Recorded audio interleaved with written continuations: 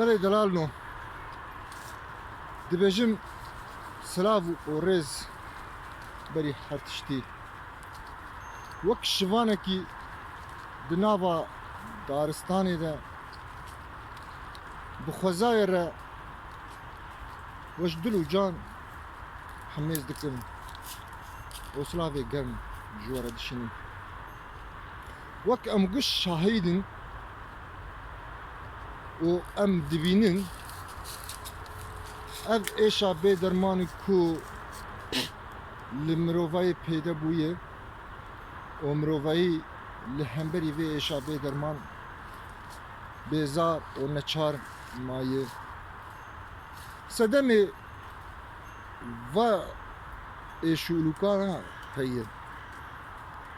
Ji we sedemana yek min xwest were parve bikim gora nêrîna xwe û gora fikr û ramanên xwe û dîtina xwe û jiyana xwe ya rojane ceribandinê xwe yî jiyanê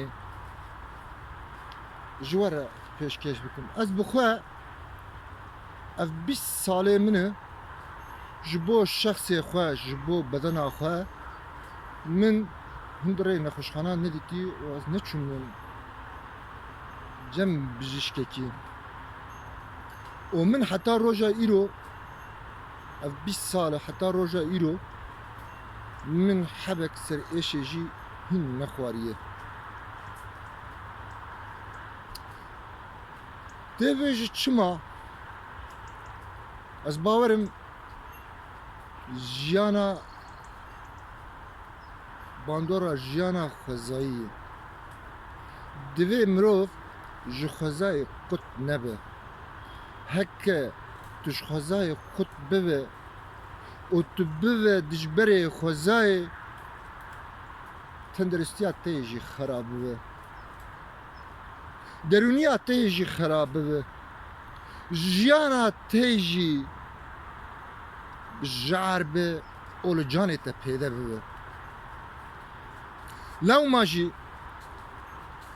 ez dibêjim nezan zalimin xwezane dibînin ji bo berjewendiyên xwe yî kirê jî bûn kujerê xwezayê. Xweza li mirovayê anîn xezebê bûn kujerê xwezayê û xweza li mirovayê anîn xezebê.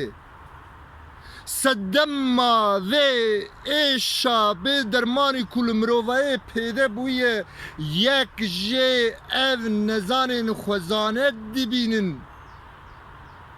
û kujeriya xwezayê dikin dar û daristanan dibirin.